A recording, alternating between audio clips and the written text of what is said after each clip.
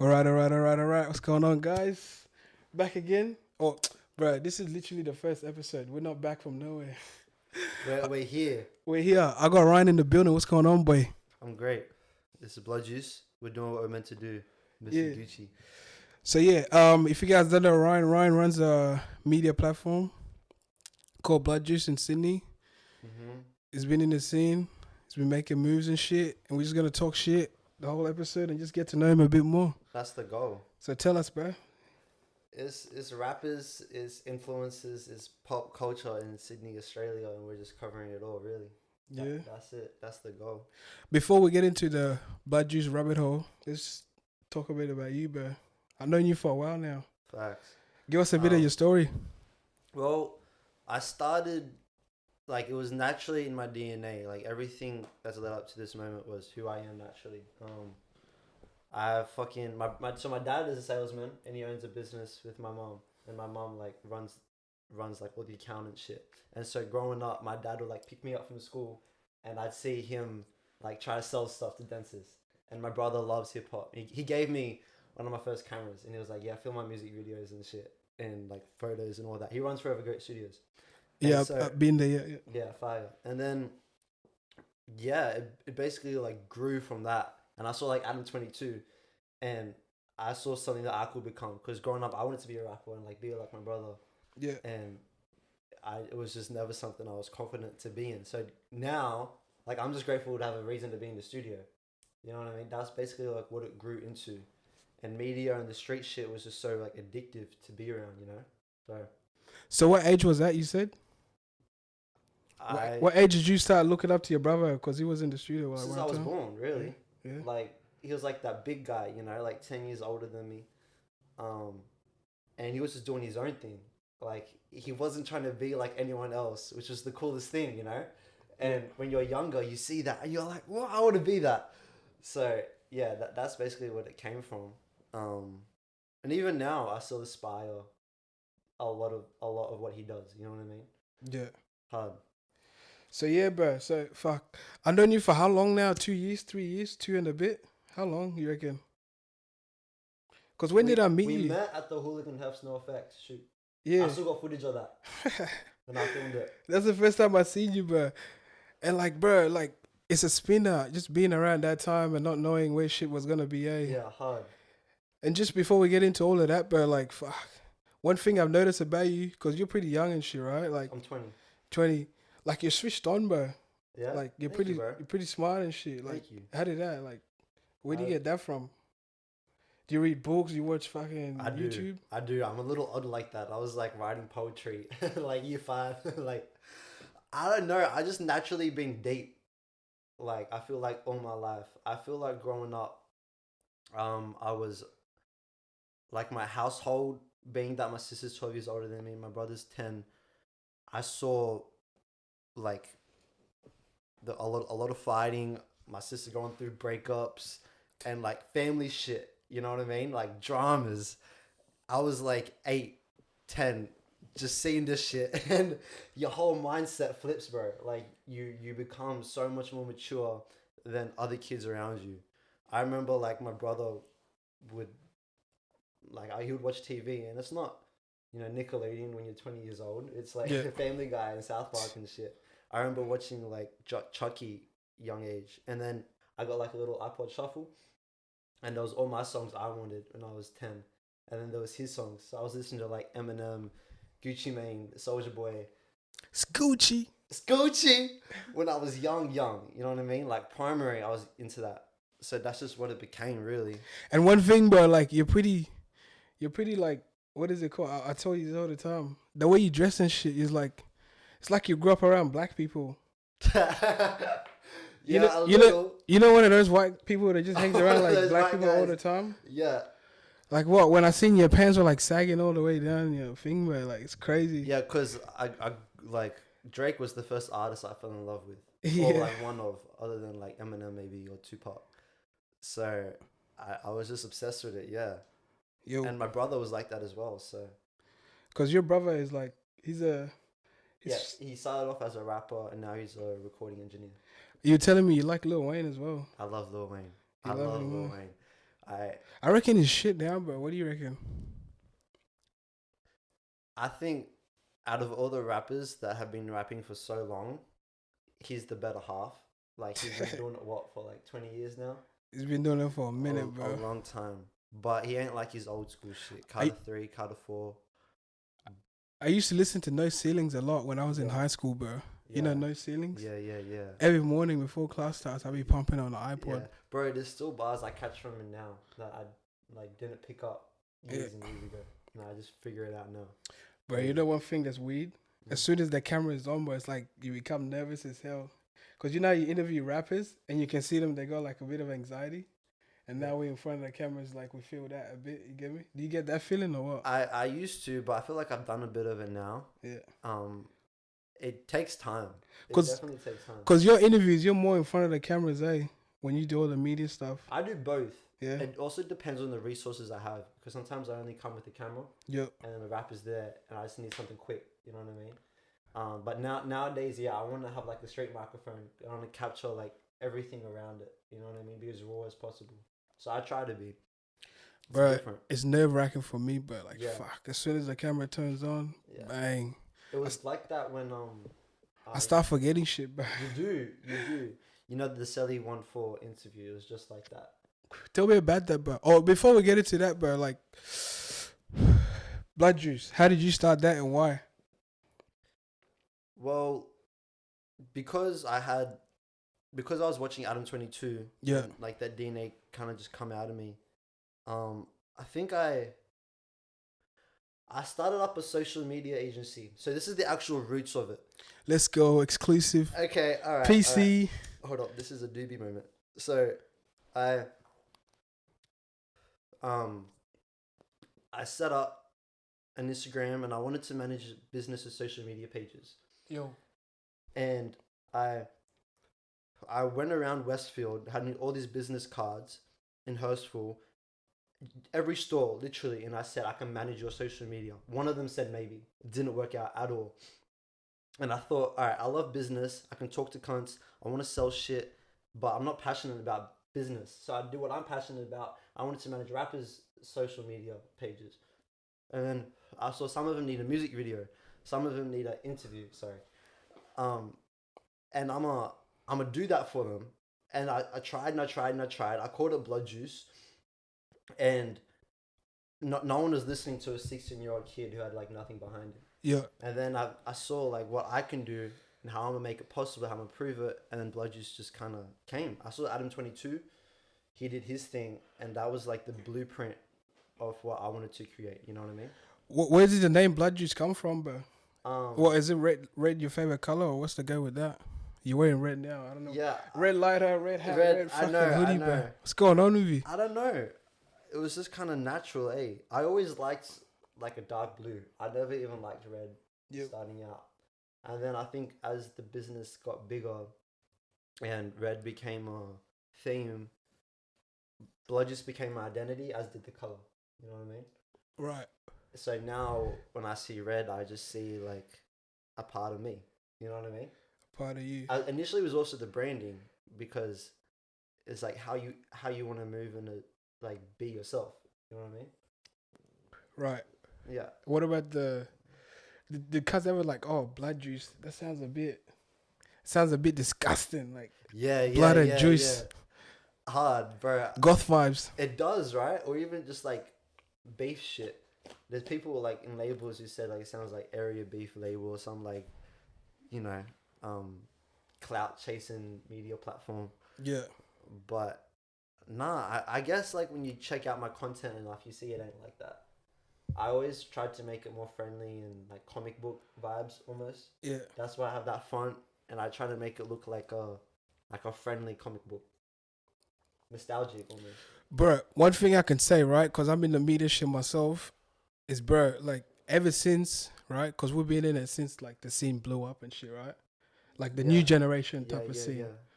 Like, I can say, bro, you actually put in the work, you know what I mean?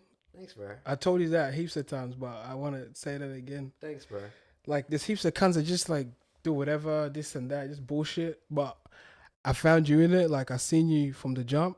And throughout the whole thing, we've interacted a lot. You know what I mean? We have. I don't know how to say it, but I just feel like you've been in the fields, basically. Yeah. You dig what I'm saying? Yeah. And it felt really good seeing you from like someone in a similar lane doing what you did, and then doing me. It was like, all right, this guy is like proven it's possible because you blew up. You know what I mean? Like you gained traction quick, and I was like, damn, like I can do that. You know what I mean? Because you proved that it's possible. So it gave me just more reason to work and work and work. Fucking oath, bro. Yeah. And like likewise, but I just like your characteristics, bro. Cause what, you know, when you're in the industry and shit, you see all these weed cunts, they're all like strange, or they suck your dick from the start, and then they're feeling switch. You know what I mean? I just like how you kept it. You just kept being yourself, but you don't give a fuck about anything. Yeah. You know what I mean? Hard. How do you manage that when you're surrounded by people that change every month, bro? They're a new character. You know that. Yeah. I mean, shit. I don't see them as friends. like they're friends, but I'm more so like I have like 5 to 10 real friends. You know what I mean? Yo. And then everyone else is like an acquaintance or someone like I would see at school or I see at work, and I wish them the best, but I only like me, like and a few other people. Yeah. Everyone else I know is gonna leave or they're gonna do something at some stage in my life.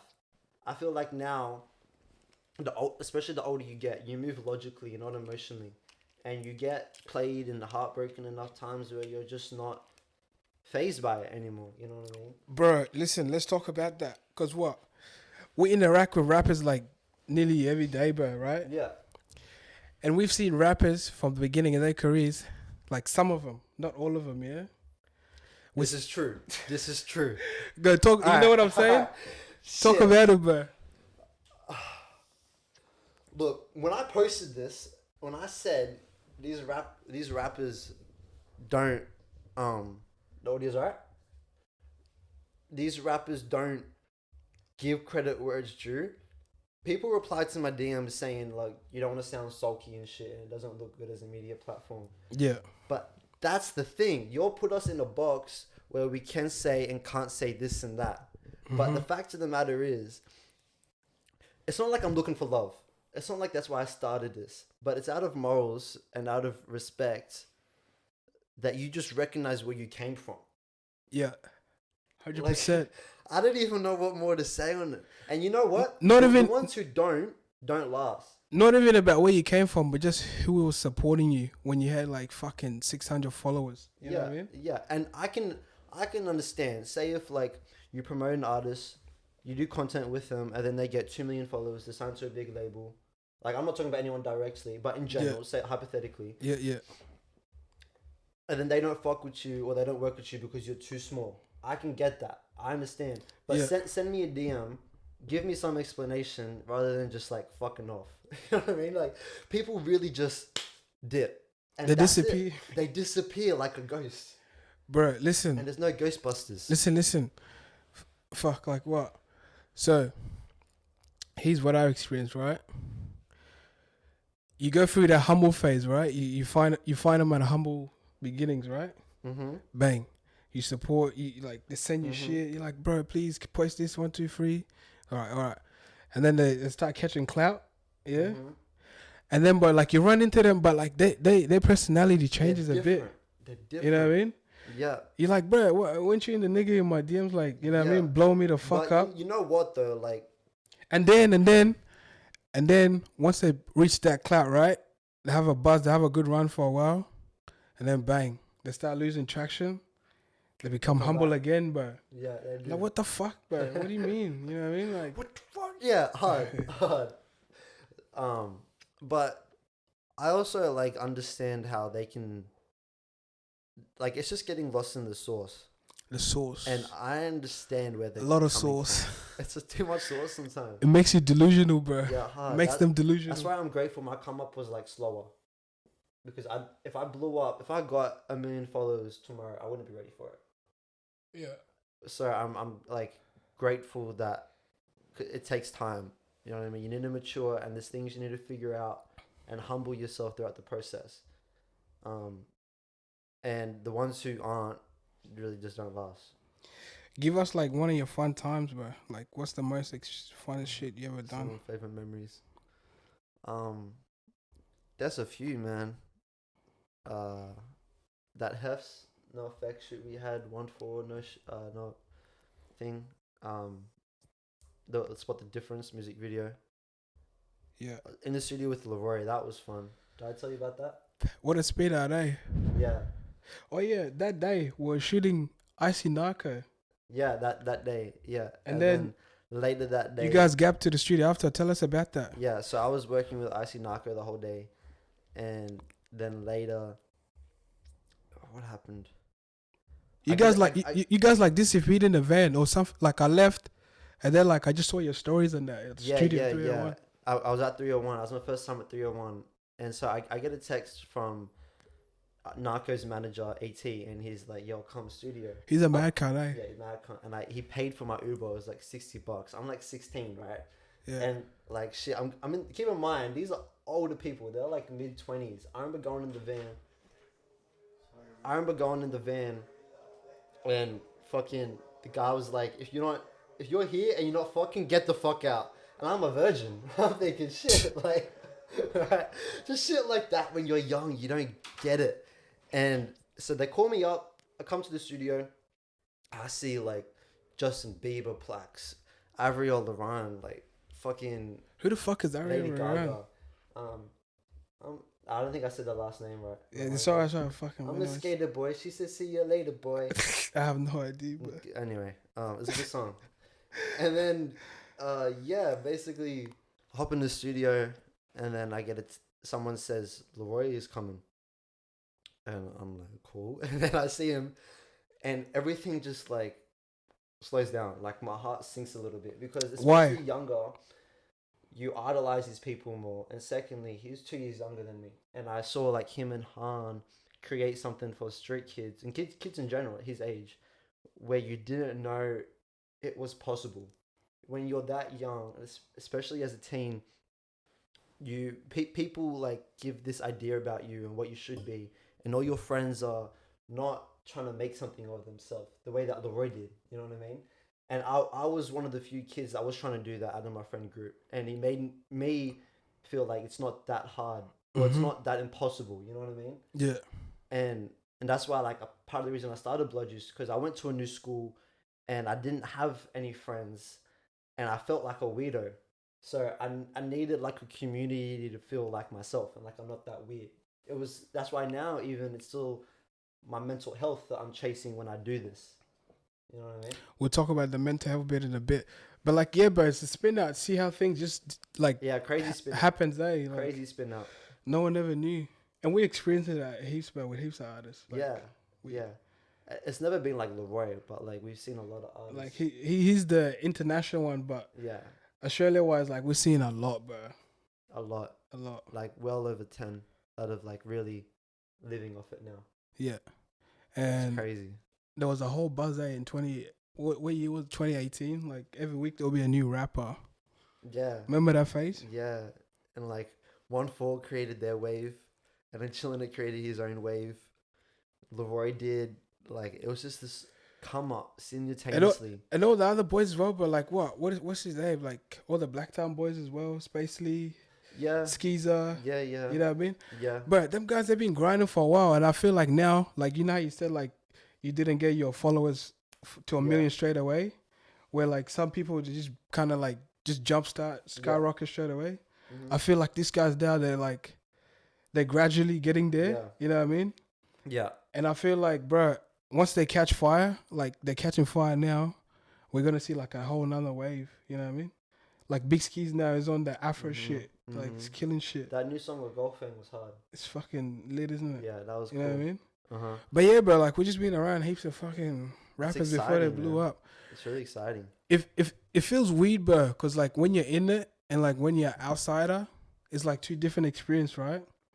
Because like if you're watching YouTube and you're like, oh, look at these guys from the area, you look at them as a whole bigger thing than they actually are. Mm-hmm. Well, not that they actually are, but it's like it's two worlds. There's digital and then there's reality. Yeah.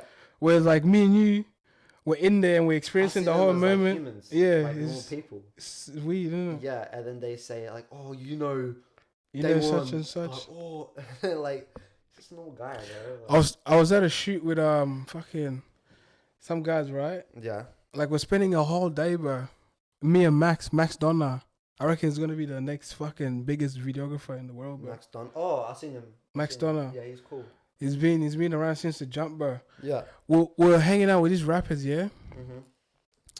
Bro, like the day was just getting long as fuck, and like niggas are getting frustrated and shit. You know what I mean? We keep jumping to locations, bro. Yeah. And I'm like, bro, there's some kid out there right now that'll be dying for this experience. Hard. You know? Hard. I think about that sometimes, and I think I get DMs from like random situations, and I think of myself 3 years ago would have literally shat my pants, and now it's just like a normal weekend. You know what I mean? It's so crazy, and like even Bronson just then, he got a text and he was like, "Oh, you're hanging out with BloodJuice, you sick cunt." Like, I'm just a kid, bro. I don't even feel like I have my shit together. I don't even feel like I'm always a flex, and these people see me as like something. You know what I mean? Yeah. What, so it's crazy. Does it get to you sometimes? Like the ego side of it? Because, bro, after you get blown up, after you, like, people recognize you and shit, it's not even like I'm famous. I'm just known. Yeah. Like, it becomes, like, you get it. It's a good feeling, yeah? But you don't want to get lost in that sauce. Yeah, you get lost in the sauce, bro. You get lost in the sauce. How do you deal with the ego side of things? Let's say you how do you deal with it? I don't. Nah, like, it's hard, bro. Do you get heaps of bitches off it? People ask me this. It's difficult to answer. Don't lie, boy. Don't lie. See, it depends, like, how or what you would call it. This scene is very male dominated. Keep in mind, my followers are like 85% male. Yeah. But, like, some requests, like let's say like a girl from like your high school, like, oh shit, I went to school with that. Yeah, sometimes. One of those ones. Yeah, I've had that. Like, they use it as a flex. But I don't know if they would like get with me. But I know they use me as a flex sometimes. Yeah. I don't know. Like, I think I'm cute. I think if I tried, I was like, okay, in all humbleness, I feel like I would be able to pull before I had BloodJuice anyway. You know what I mean? And when they see that you got something, when they see that you got something going for you, like you're just on your hustle and you're doing something in your own time. 100%. That's attractive. It's 100%. not even about it being that it's like successful, but you're just working to better yourself, and you are yourself. Yeah, that's attractive. I seen that you've been going gym lately, bro. Summer bod or what? Yeah, I'm taking What's the go with that? It feels good, man. After I'm a personal trainer as well. I'm qualified. It's not my job anymore, but yeah. So I'm at gym like all the time, every day, and then my brother has his own little gym underneath the recording studio. Yeah. So I would just go there every day with my boys, and I'd smoke, then do pre-workout. Bro, it's like you're just and then like you charged up. Yeah, you're so G'd. Play some Future, some hard style, and you're just benching everything, man. It's crazy. It's so much fun. What about that last time I was on the phone with you? Like you're high, you're in the bush and shit, like walking in nature. What was the go with that? I was on mushrooms, actually. Tell us that experience, boy. Bro, okay, all right, damn. On the spiritual wave, bro. Okay, yeah, that was actually spiritual wave. I called him and like, bro, fuck, I'm in the bush, like I'm high as fuck. Was it? Oh no, that was acid. That wasn't even mushrooms. Fuck, how many drugs do you take, bro? Nah. BloodJuice. Any secrets? Nah. I don't like to lie, bro. But that was good. Shit. It's hard to. It's such a broad topic, you know. Acid changed every time I'd done it. I felt different after I had done it, and like I've changed for the better. It's so much to unpack and uncover, but in a broader sense, the perspective that you challenge changes your whole life. I think everyone underestimates the power of perspective. Fuck, let's go. Yeah, we're going deep. Yeah, keep going. Like what? My first trip was a good story. I went to the beach with my mates. I had like a little caravan, Yeah. and we're at the beach and we see the Milky Way. And we're lying down on the sand, playing some Rufus Du Sol, barefoot, just looking at the stars. I feel like I was in a slow motion space movie. And then yeah, we get up and we just walk for ages. I see a cockatoo and he's like, "Hello." Bro, I wigged the fuck out. I had like a full 10-minute conversation to him. Yeah. Um, You've been a yeah, spinner, huh? yeah, big spinner. But I also did it by myself, and I'd write things in my book, and I'd read so many books. I'd read Wait. Dalai Lama. Is it true that it expands your mind when you do that type of shit? Like it makes you more zoned in, focused, and blah I blah feel blah. like I can focus more, like differently.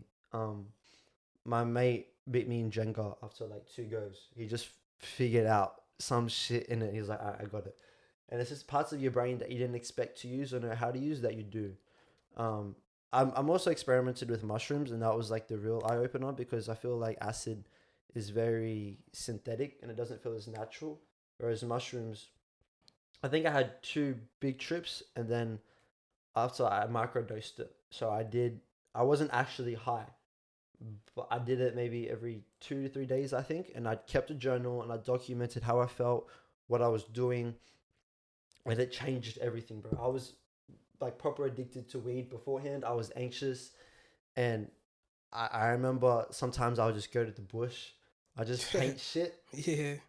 like shirtless, just vibing. And it made me see that us ourselves are so attached to who we are, we forget the species and life around us. You know what I mean? Like when you're in nature, there's no synthetic shit, and you are the nature. So what? It takes care of your ego a bit, does it? It does. It grounds you. So to the point of like, how do I manage the attention? The ego shit, yeah. Yeah, I think that was a part of it, as was other things like growing up. And I feel like the more you mature, the older you get, the more humble you become. Uh-huh. But that was also the mushrooms and other experiences that, yeah. Fucking enough, man. Crazy, bro. Mushrooms are really something. You reckon I should try it? Start just by microdosing. Just Nah, fuck that, but I'm not trying none of that shit. Apparently, bro, like if you take it at the wrong time, like you get stuck in a bad trip, you become like a spinner and shit. Yeah, it's mostly the case with acid. I do hear that stuff. And I'm no doctor, but from what I do know, Dr. BloodJuice, nah. But it just depends on your headspace personally, and like if you honestly taking a little bit doesn't do much. It's not as potent as I feel people make it out to be. Yeah. But with that being said, I'm not telling anyone to take mushrooms. So yeah, I turned off. You know when that documentary came out, the Social Dilemma or some shit. I'm done. Sorry. You know that social media documentary that was on Netflix? Like it tells you like how bad social media is. Yeah, that was a good documentary. Bro, after that, like they suggested like turn off your notifications. Yeah. Right? Cause like obviously you're on a page, so you know that shit fucking bang bang Too bang much, bang yeah. bang. Bro, I turned it off, bro. Cause when you wake up, you go through your phone. You're like, fuck, you know what I mean? Mm-hmm. You get a bit like, you know what I mean? Mm-hmm. And then you like, it keeps happening. And then you like, you get overwhelmed. Not overwhelmed, but it's like, cause when they hit you up, but it's like, can you do this for me? Mm-hmm. You know what I mean? Mm-hmm. Like, can you do this for me? Yeah. Or someone just keep chasing you up, or just random people, and just all that. You know, I delete Instagram, and TikTok about once a week at least. Once, what, you delete the whole app? Yeah. Sometimes only for a day. Like, and my friends say it's pointless. Yeah. But you really get stuck in a cycle where you have no downtime for yourself. Yeah. You're just always wanting to be stimulated. It's like a machine, eh? It's a machine. Like, and you're being controlled. And especially if you're talking to someone that you really enjoy talking to, and you're like, you check notifications, see if they message you, you know what I mean? And then because you're on your phone, you're already, go Instagram. Like, you just refresh your DMs. And it's so toxic, bro. It's so toxic. It fries your brain up, bro. Yeah. So what I done, I turned off my notifications. Ever since that doco came out, I'm like, fuck Even this, now? bro. Yeah, still off, bro. But know? I feel losing. It's been like a year and a bit. opportunities. Huh? I feel losing opportunities because of that. Fuck, I don't give a fuck, bro. My mental health, man. Yeah, facts. I don't want to be fried, you know? Facts. I guess you can deal with it in certain ways. Yeah. Yeah. Because we're like, I guess we dig the hole for ourselves in a way. Because we run shit. Yeah, we become a service. And the more it gets known, the more people come your way. Mm-hmm. Yeah, and I feel like people in general, they delete it and don't actually deal with the problem itself. Yeah. It's kind of like taking an alcoholic away from the pub. You're still an alcoholic. Fuck. You know what I mean? BWS. BWS. Yeah, you're BWS fucking pub. So that's what I'm saying. Nah, yeah, bro. Yeah. You need to build the mental artillery to not have to delete your apps. Yeah. But I just don't have that. Nah, yeah, but it goes alright. I reckon just turn off your notifications because, like, we on our phones most of the time. But, like, yeah, hard. Just turn it off, bro. So when you wake up, the first thing you don't see, like, is just your phone blowing up. It's also a matter of habit and building habits. Like, when I wake up, the first thing I used to do was meditate. And I'd go outside, I'd go on my balcony, and I'd take 3 deep breaths into my nose, out through my mouth. And that did enough. You know what I mean? And then check your notifications. Yeah. But, yeah, it's a huge part of how you start your day, I feel. Yeah. You change that, and it becomes a habit. You know what I mean? 100%, bro. Bro, first thing I do when I get out, I do like 50 push-ups and shit. For real? Yeah. That's crazy. 50. Explains why you're always being built. I'm shredded like fucking crazy. Yeah, talk your shit, bro. Nah. I got like good genetics, but I'm like skinny kind of shit, you know? Yeah. But like, I felt like it was a good habit. I went to the doctors, but this doctor told me, bro, like, cause I had this little shoulder thing. I went to the doctors. They're like, oh, bro, whatever you're doing physically, you gotta slow it down. Damn. So then I stopped doing it for a while. But then, bro, I lost like heaps of weight for some reason. I became more skinnier. Yeah, you would do. So I was like, fuck that, but I'm going back to that. Yeah. Start pumping it again. Starting out in Onefour, his music, I could tell he was the more experienced one. And that was at the time. You know what I mean? Everything about him was just hard. So what were they saying to you about that interview when you done it? Oh, like the people? Like the haters or whatever flack you get from it. Oh, they just said I was an awkward cunt, and like, some of them got reported. I didn't make it on YouTube. They're telling me to kill myself and like crazy shit. But I read every single comment because it's back to the point of like building mental artillery, because I know one day I'm gonna get more hate than that, and I need to deal with that. 100%. You know what I mean? So I just like, don't delete your YouTube. Like, read it. So I did. I read almost every comment. But yeah, it was more so during the interview where initially it was uncomfortable, because this is also a guy that's in jail, and I'm from a private school. You know what I mean? You know, two different worlds, eh? 2 different worlds, completely. Now it's a bit different. I feel more accustomed, and I'm 20, a lot older. Yeah. But yeah, it was definitely different, to say the least, for sure. I reckon it was uncomfortable as well as it was like rewarding. It was the first time I met with like a big artist producer. Yeah. It's like out of your comfort zone. I met Kid Laroi when I had like 400-500 followers. He's Laroi's producer and a bunch of others. Doja Cat, Weekend. He's heavy in the scene, eh? Heavy in the scene. And he basically said like, you're a sick cunt and you're gonna do cool shit. Yeah. Which is also the most rewarding thing. Because at that point, I knew that if he said it, then I've got every reason to do it. Like, I can't give up by that point. Yeah. I'd have no reason to give up. And there was no doubt in my mind that I'd do something big. But getting a DM from him when you're like 16 years old and you got to go from school to there, it's like, you know, uncomfortable as fuck. So what, like, when they were going hard at you in the comments, that he just kind of came in and be like, keep your head up and shit? Oh, no, this was a separate incident. Oh, yeah? Like, the Kid Laroi DM was like young. When I first started. Selly was like 2 years later. Yeah. Yeah. But that were big moments for me. Everything that BloodJuice has had that's been like a big moment for the page, I have felt uncomfortable. Bro, what about dealing with like we probably talked about it before, ungrateful people, Yeah, I get that sometimes. like they tell you to post this after They they didn't gain even followers. say please. Yeah, Yeah. like you get yo, Yeah. and then hey, hey, bro, check this out, and then they'll send you some shit. And like, let's say you post it after they gain some followers, they hit you up with some bullshit about some bullshit about some bullshit. Yeah. They try to, you know what I mean? Yeah. Do you get one of those? It's always bullshit that's about bullshit, man. Yeah, bro. And then they like say, "Oh, remember when we did this?" No, like Yeah. I don't remember none of that. It made me see people differently, and it made me treat people with less naiveness. I was more skeptical after that. Well, You get paranoid, eh? You're like, is this kind of gonna use me again? yeah, you do. You really do. That's You know? why successful people hang around successful people. Other than wanting to better themselves, it's also because people want to see you downfall. It gets isolating, eh? It does. And you also do it to yourself, because I feel like especially people in our field of work, not many people do it. You know what I mean? Like, as in cover media. And so when you're the only guy with the camera and you only got this vision, it's isolating in general. Like, everyone around you, not just music scene. You know what I mean? Yeah. Yeah, it's crazy. And people like expect heaps from you, but like they expect you to like Yeah, just because you're media, to take care of everything. You know?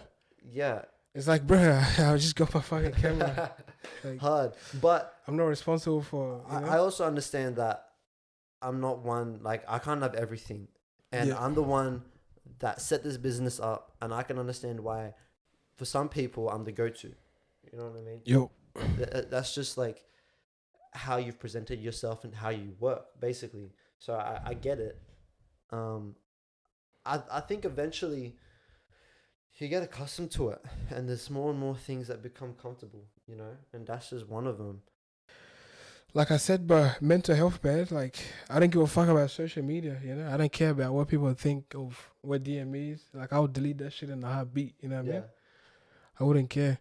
I feel like that's the good thing with you, because, like, with me, it's so much a part of me. Yeah. I feel if I delete that, I'm deleting my community, Yeah. like my friends, my acceptance. I still chase this like validation. You know what I mean? And it's stupid, like, but it's Where does that come from, bro? Let's get deep in that rabbit hole. Let's discover who BloodJuice is. I don't know where it comes from, but I think it's just like deeper insecurity. I don't know why. I think it's like feels good to know that people like who I am. Yeah, and I don't know why I chase it. I don't chase it, but like I'd accept it. You know what I mean? It's not why I do everything I do, but when you build your business, especially starting out around a media platform, and then you attach yourself to the media platform, a part of your successes is how many followers you have, especially as a media platform. And you identify yourself with that. And it's a really like toxic headspace to be in. It is. Really bad. And so you associate your worth with your likes. Fuck. And then like eventually now, as I've aged and matured, I see how my content has aged. Mm-hmm. And it's always been the authentic stuff that doesn't always reach for the likes. And I know there's some content that's going to be my biggest piece that I filmed 3 years ago, and it's going to be iconic in 10. You know what I mean? That's got 500 views. So it's slowly easing out, but there's still like that. It's like a hormone almost, or like this deep ingrained trait that I just don't like. Hey, and how do you deal with it, bro? So basically, this is what I've done, yeah? Yeah. Like, because back in the days, you know how to do parties and shit? Mm-hmm. Like, I was going through that phase, bro. You know what I mean? You go through that, oh, you're the sickest cunt. Every cunt knows you. Yeah. You know what I mean? Because you've idolized these people as well. I idolize these rappers. Not even know that, bro. Like, beside rappers, before I was doing, like, DME, when I was doing parties and shit, and parties were, like, mad, bro. It's, like, one of my passions. You know what I mean? you go through that phase where it's like everyone knows you. You're like, oh yeah, he's that guy, and you become that thing. Mm-hmm. And like every now and then, but like I'll catch myself getting caught in that hype. You know what I mean? And then you've been in there for a while. You're like, fuck this, but I don't want to get. Yeah. You don't want to get hooked onto that. No, you don't want it. You know what I mean? You Because don't like, want it. remember when Facebook was like mad, like popping and that, bro? I'll put up a status, yeah. Oh yeah, got this party coming up and right? Yeah. And then bang, 600 likes in like, literally, but like 25 minutes, yeah. You're like, Crazy. you know what I mean? Crazy. It's like, Yeah. and then you find yourself. That's where when that social media thing came out, fucking that social dilemma shit. I'm like, bro, I used to be that cunt. Yeah. You know what I mean? Yeah. But luckily, when it came out, like I kind of like grew out of that. Right. Because I got used to being that thing for a while. So I was like, fuck that. But I'm detaching myself from anything. You know what I mean? So did you deal with it head on, or did you just separate your activities like in the business? What I done is I understood, like, if you get caught up in this, because you know how, like, you see girls on social media and shit, they're like, you know how people say, oh, girls always take photos with bikinis and shit? Because cunts like it, you know what I mean? Like, it's like they're putting themselves on the shelf. That's like, how I see it. You see a big booty, obviously you're going to double tap, bro. Yeah. You know what I mean? Yeah. Yeah. And literally, what I reckon is they caught onto that, and Yeah. they just keep doing that because it's what gives them most likes. You get what I mean? Mm-hmm. And you find yourself wrapped in that fucking bullshit. So I'm like, nah, but I don't care about all of that. Yeah. I'd rather be behind the scenes. Yeah. You know what I mean? Yeah. That's why, hence, like, I'm not on the camera when the whole DME shit when I started it. The only thing... That's what I learned from that experience. Yeah, hard. If that makes sense, but... Hard. No, you're right. The only thing I feel is, like, I'm going to be myself. Pass me the headphones, bro. I'll wear them. Fuck it. Yeah, go on. I have to be myself. Uh-huh. In this business. Yeah. And if it doesn't, I didn't feel like it would last. Because the reason I was going to be different was because it had to be me. You know what I mean? Yeah. And so that's where it like naturally grew into. And then it just, yeah, you know what I'm saying? Yeah, like there's nothing wrong with it, you know what I mean? Yeah. I just feel like it depends how you use it. You got to learn how to manage it. How to manage it, yeah. Yeah, and because if you also build a strong point of influence. Yeah. Being that guy. Yeah. Who like has a voice, you know what I mean? 100%. Yeah. So what about you, but like what who you keeping an eye on these days? Because you just became an A&R. Yeah. Let's talk about that. Yeah, I'm working with Warner now. How's Crazy. that? Shout out Mo, shout out Petrina, Say Less. Richie. It's cool, bro. I'm working a lot with Leah Knight. Who else? Pania. Yeah. There's some artists I want to say, but I don't know if I can. But like big ones. Yeah. That everyone in Australia would know. That I've heard the unreleased music is crazy. It's so much fun. Like being in the studio and being around that. I think up and coming artists we can look at. Bro, there's a few. ASM Kino and Sahil are gonna be international within like a year or two. They're like big eyes on them. They're cool. I actually got Amir. I was the one that was like pushing him and like trying to get him signed, and now people are coming at him. So it's crazy. Yeah. Was that little kid on social media? Yeah. Remember that little? All the labels are barking at him now, bro. Are they? Yeah, crazy, man. Is that why he's trying to switch up his whole image? Remember, it was like he's deleting all his old music or some shit. Kino? Is it Kino or who? What do you think about Sahil? Oh, not Sahil. The other kid, the K. Well, remember that kid? You sent him to me like to permit that video. Oh yeah. Kino. Yeah, Kino. Yeah, that kid. Yeah, he's cool. He's got a good voice. He's put his music up. His voice is crazy, and it's got this pop I reckon sound. it's gonna blow. Yeah, and the melodies he's got. He's only 15 years old. He turned 15 this year. Yeah. The passion behind him, man. He's so switched on. Everything about him, I just love it. He's like really switched on. The same as Sahil. The art and the good thing with these kids is that when you give them the right team behind it, Yeah. and then they have the engineers and the guidance to really become something. That's why people like me and Mixtree or Vivek is so influential in this scene. You know what I mean? Yeah. Crazy. And Khaled or him. What else you got coming up, boy? What do I have? Oh, check out Grundy as well. Sorry, one sec. If I'm checking out any artists, check out Grundy and Eli. They're hard as well. Grundy just got like 4,000 streams on his new song today. Yeah. Anyway, what else are coming up? About to have a fat feed with Grundy, and then Yeah. I'm interviewing, bro. I love doing like these street raps. So I have a street microphone, and I just get them to rap and get them to hold it. I want like a BloodJuice little news microphone. Yeah. And yeah, I want to capture the culture to the fullest. I want to do fashion stuff soon as well. I'm working. I got this idea. I want to have a store where it's a whole bunch of artist merch. Yeah. So and have it all sold under the one store. I'm already talking to the store now, trying to sort out details and management and etc. But that's gonna be exciting. I love fashion. I'm obsessed with it. So yeah, that's what I'm into. So you came out drip today. That's why I came out dripped.